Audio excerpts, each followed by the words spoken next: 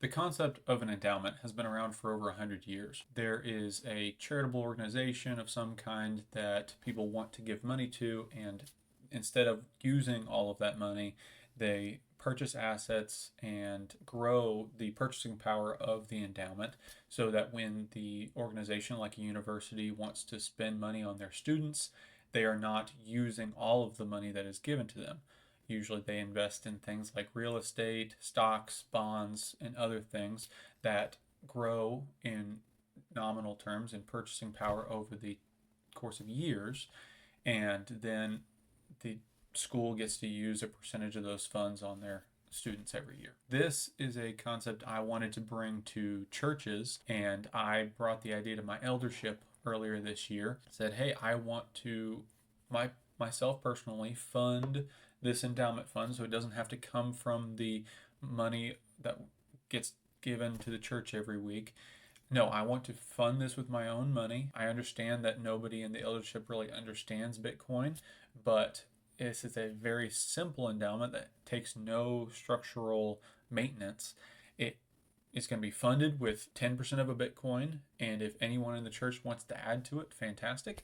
If not, we're going to have this, whether anyone wants to add to it or not, there's going to be a 10-year holding period from 2025 to 2035 that allows us to grow that purchasing power doing nothing else besides counting on the Bitcoin network to grow during that time. And because I am a Bitcoin maximalist, I believe that the purchasing power of one Bitcoin is going to be at least 10 times higher 10 years from now.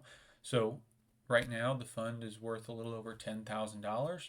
I believe it's going to be worth at least $100,000 come 2035, and likely a lot more, but we are never going to use the entirety of that fund.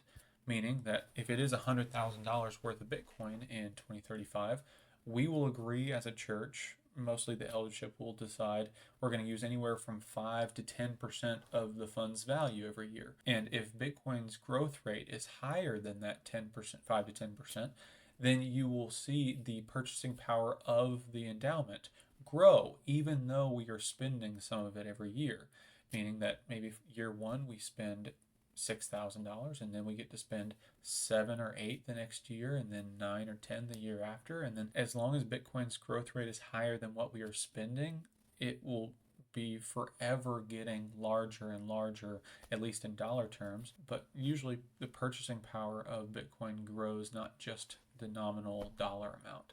So this fund is fairly simple to roll out. So if anyone is interested, I'm happy to answer any questions about personal rollouts of that fund that we did at our church. I'm excited for the next 10 years because I think after I announced it to the church, many people were interested. I had 4 people come back to me after the announcement and say, hey, I'm interested in Bitcoin. I just have no idea where to go. So I put together a Bitcoin one-on-one class for my church. Did it for a couple weeks, and I think like 18 people showed up. Not a huge amount, but those people asked a lot of good questions, and I think I did a decent job putting together a very simplified version of what Bitcoin is and why it's necessary.